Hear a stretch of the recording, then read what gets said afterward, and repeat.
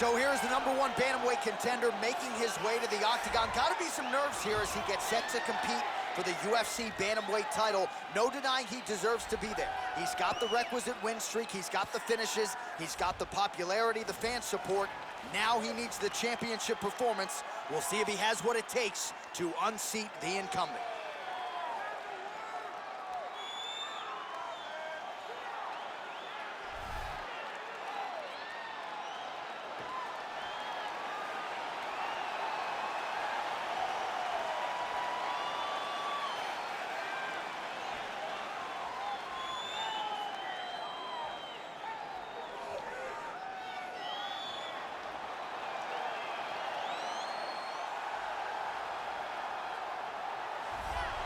All right, here he is, the UFC bantamweight champion. He has successfully defended the title in the past. A decidedly different challenge, though, here tonight.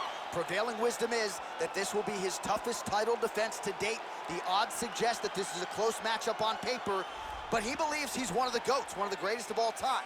If you want to be that, certainly got to make good on this title defense tonight.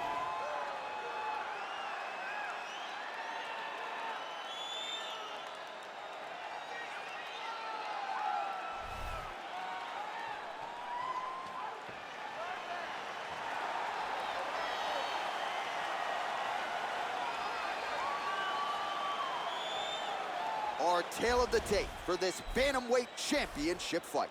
Cejudo is 2 years the elder. Sterling will have a 7-inch reach advantage. To get us started with the official introductions, Bruce Buffer. Ladies and gentlemen, this is the main event of the evening.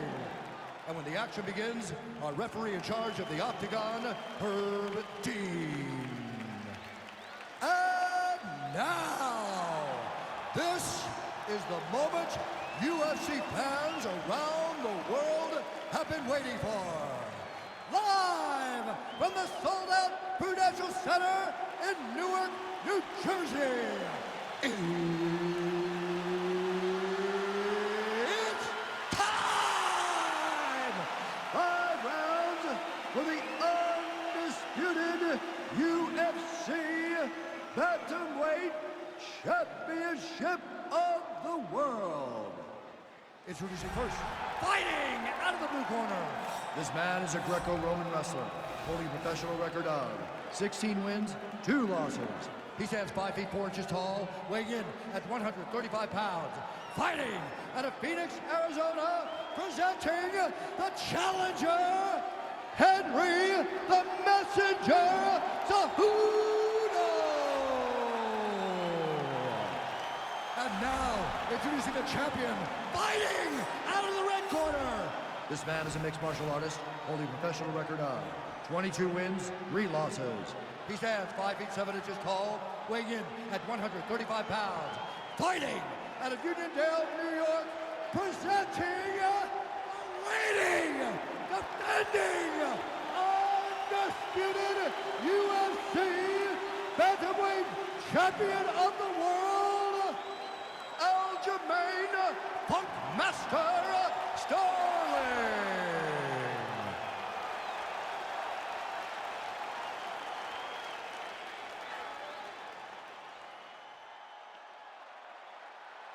All right, this is for the championship. You've been given your instructions in the dressing room. Protect yourself at all times. Follow my instructions. We will have a clean fight. Touch gloves, let's make it official. They touch him up and we are underway. Ready.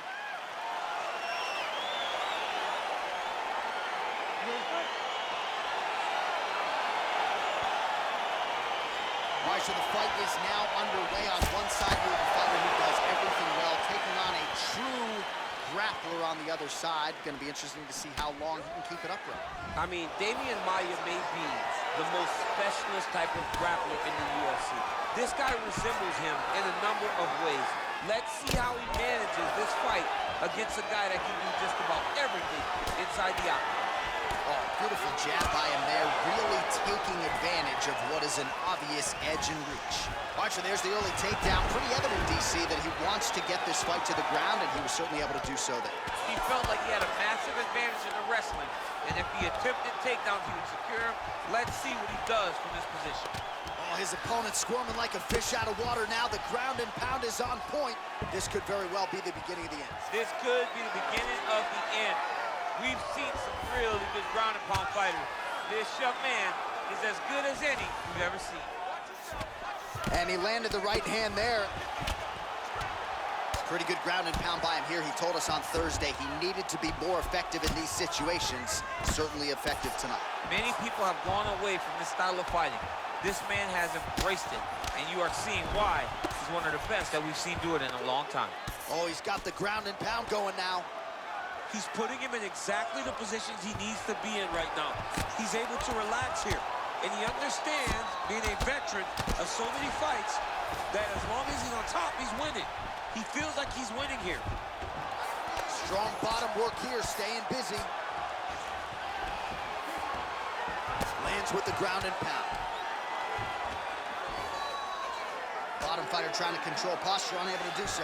And now he's in a lot of danger. He's got to grab that head or he's going to get blasted.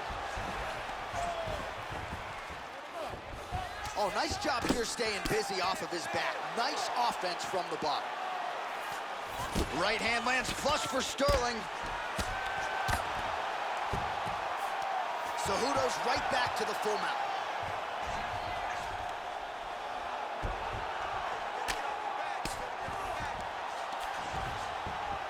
Ground and pound strike there now. All right, it's a good ground and pound by him here, certainly staying busy, and not just busy, but effective. You can just throw punches to keep the referee off of you. This guy is throwing punches to be effective, to throw damaging strikes. He's doing a fantastic job. All right, well, he's got him softened up here. Closed guard. Oh, he postured up there, gained some valuable separation. And now the ground and pound starts. All right, so inside the open guard of his opponent. You got to be careful playing around for too long here on the ground with this guy. Lands a strike now from the bottom. Nice work there by Sterling. Under 2 minutes now to go, round one. Lands the ground and pound strike.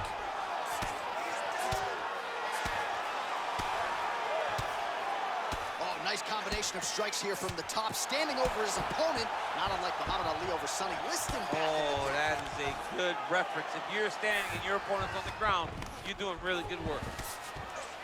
Sterling's trying for a submission here.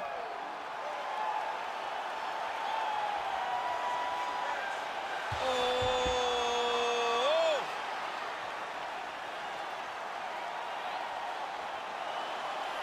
He might get a finish here.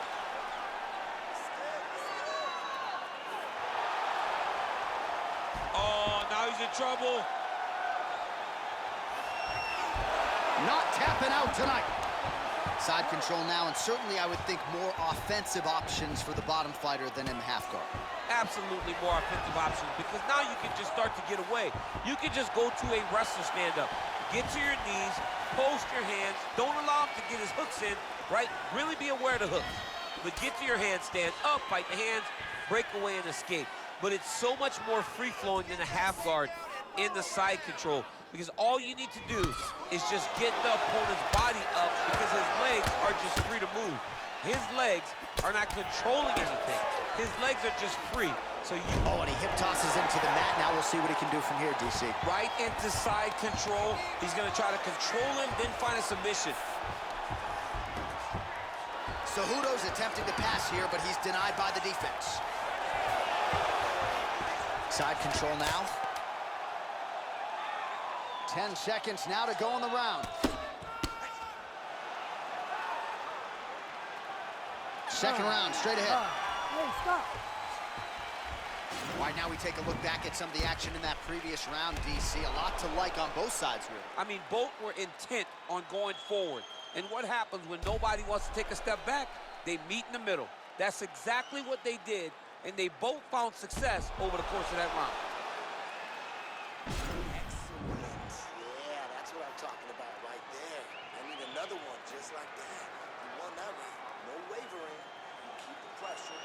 All right, here we go, DC. Our next round is underway, and he's chasing some punch stat records tonight. That was some serious volume and efficiency in the previous round. Normally you see that in boxing, where a guy just throws so many strikes. But shot a double leg. Oh, how about the slam there? That one cannot feel good. All right, well, both fighters pretty comfortable on the ground, DC, but you got to be very careful hanging out here for too long if you're his opponent. All right, got to be careful playing around inside his guard. Absolutely, John. That's why you don't sit in a full guard. When you sit in a full guard, it gives these guys too many opportunities to chase submissions, and now he's jumping on a triangle.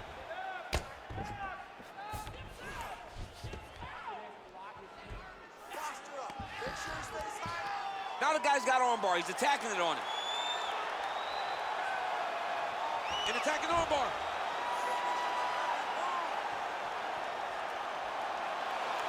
You got to recognize that when a guy starts to put his feet on your hips, you got to move him off, and you got to cover. You can't be off to an angle. Now he falls back into the finishing position.